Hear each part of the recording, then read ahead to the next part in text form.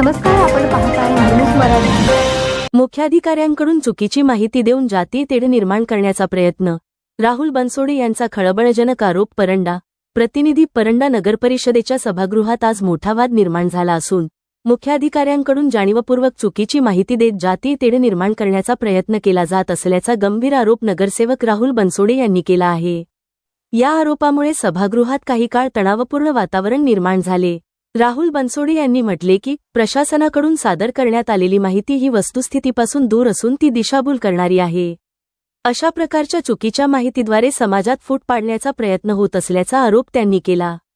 नगरपरिषदेसारख्या संवेदनशील ठिकाणी जबाबदारीने व पारदर्शकतेने काम होणे अपेक्षित असताना उलट चुकीच्या माहितीचा आधार घेत वातावरण बिघडवले जात आहे, असेही त्यांनी स्पष्ट केले।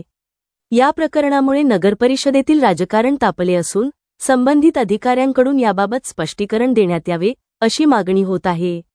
तसेच या गंभीर आरोपांची चौकशी करून दोषींवर कारवाई करावी, अशी मागणीही पुढे येत आहे। इतर महापुरुषाचे नाव आता सध्या घेऊ नका, पुढच्या सभेमध्ये घ्या। याचा अर्थ तात्पुरता तुम्हाला त्या ठिकाणी विरोध होता, तसाच त्याचा अर्थ निघालेला आहे। तुम्ही एकीकडे म्हणताय की आमचा विरोध नाही, दुसरीकडे लिखित तुम्ही अर्ज देताय की आता त्यांचं घेऊ नका। ही डबल भूमिका कशी लोकांना क्लिअर करायचा विषय नाही। जसं सगळ्या माध्यमातून सगळ्या समाजाच्या माध्यमातून त्यांच्या मागण्या येत आहेत, तर सगळ्यांचं म्हणणं व्यवस्थितरित्या यादीनुसार या त्याच्यावर होणारा खर्च, ते जबाबदारी कशी घेणार आहे, नगरपालिकेच्या मार्फत आयुक्ताला काय कर्तव्य आहे, काय जी आहे त्याची माहिती द्या, सविस्तर चर्चा होऊ द्या।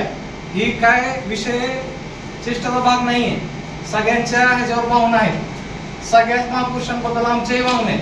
आमच्या आघाडीचा कुठल्याही महापुरुष पुरुषाला विरोध नाही, हे ठामपणे आमची भूमिका आहे ह्या विषयावर।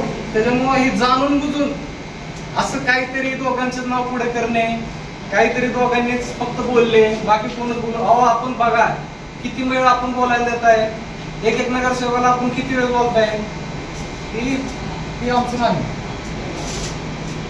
काय तुमची पुढची भूमिका काय? या भूमिकेत पुढच्या सभेत त्यांनी सगळे प्रस्ताव दाखल करण्यात यावे। सगळ्यांना आम्हाला भरपूर महापुरुषांना संमती देणार सगळ्यात प्रथम आमचं जनशक्ती नगर विकास आघाडीचं काम असेल, हे मी ठाम करतो। पुढच्या सभेमध्ये राहिलेल्या सर्व महापुरुषांचा त्यांचे जसे सगळ्या समाजाचे मागण्या येतात, ज्या समाजाच्या सगळ्या मागण्या येतात त्यावर सविस्तर एक एक समाजाचे कुठं कुठं बसणार आहे, कशा जागेच्या माहितीवर आहे, नगरपालिकेच्या हद्दीत जागा आहे की 82च्या हद्दीत जागा आहे, ह्याच्यावर तर चर्चा व्हायला पाहिजे की नाही। नागरिक प्रमाणपत्र द्यायला आम्ही राजी, आपल्या कुठल्या गोष्टीला आम्ही नाही विरोध करत नाहीये, हे समजून घ्या।